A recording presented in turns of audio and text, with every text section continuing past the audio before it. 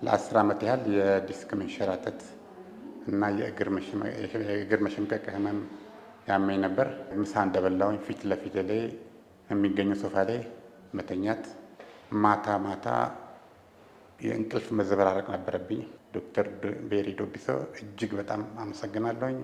አብረውን አመጋገብ ሙሉ በሙሉ ተቀይሯል። እኛ ቤት እንጀራ አይበላም፣ እኛ ቤት ወጥ የለም።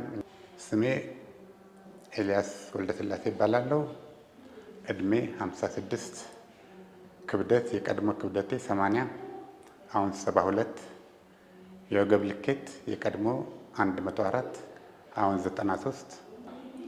ለ10 ዓመት ያህል የዲስክ መንሸራተት እና የእግር መሸምቀቅ ህመም ያመኝ ነበር። ነገር ግን የዶክተር ዶቢሶን የኢቢኤስ ኢንተርቪ አይቼ እንዲህ እንደዋዛ አልፌው ነበር። ከቆይተ በኋላ ዩቲዩብ ላይ ያው እሱ ትምህርት ሲሰጥ አይቼ እጅግ በመደነቅ ያንን ፕሮግራም አየሁኝ። ከዛን በኋላ እኔም ትኩረት አድርጌ መከታተል ጀመርኩኝ። ወዲያውን እርምጃ ወሰድኩት። አሁን 3 ወር ከ15 ቀኔ ነው።